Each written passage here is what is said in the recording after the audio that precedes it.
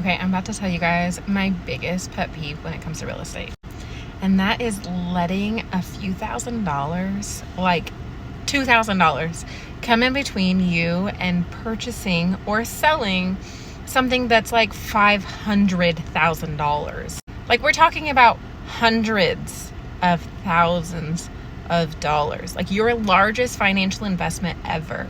And you're gonna let like $1,000, $2,000 come in between that and hundreds of thousands of dollars.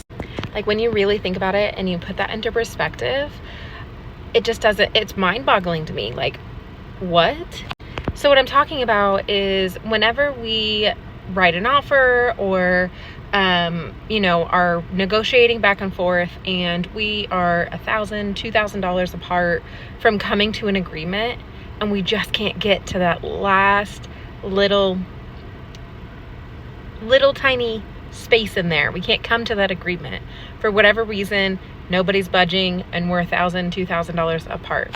And that's from the side of, or the perspective of the seller and the perspective of the buyer.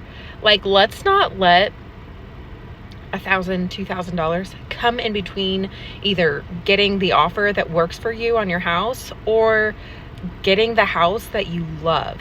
Like, let's not let that be the reason you don't buy the house. Because in reality, when you think about it, $1,000 over 30 years, you're not even gonna notice the difference.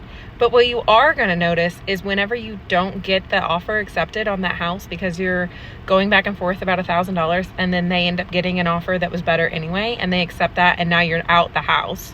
Or you're selling the house and you have an offer that is $1,000, $2,000 apart and you won't budge on that, and then all of a sudden they decide to go find another house and now you lost out on your offer and you have to do a $5,000 price reduction. Like, you're gonna notice that, but you're not gonna notice that difference in your payment over 30 years. Like, that is my biggest pet peeve, is like, we're dealing with hundreds of thousands of dollars. Let's really put into perspective that difference that $1,000 or $2,000 makes in the long grand scheme of things. And let's decide, is it really worth it to walk away from this house, or is it really worth it to walk away from this offer? In some instances it is. Like I said, sometimes the buyer walks away, they don't get their house, you as the seller get a better offer anyway. And sometimes that offer was your best offer and now you have to do a price reduction. Same on the buy side. Sometimes it works out, you go find a better house. Sometimes you search for 3, 4, 5 months, a year, and you're like comparing everything to that house and you're like smacking yourself. Why didn't I just go for it? It was $1,000 and it was my dream house. It had everything that I wanted and I wouldn't go for it over $1,000. So really, I guess my point is, just ask yourself, is it worth it in the end? Am I going to regret walking away from this situation over such a small amount of money I'm probably not going to even notice over the next 30 years?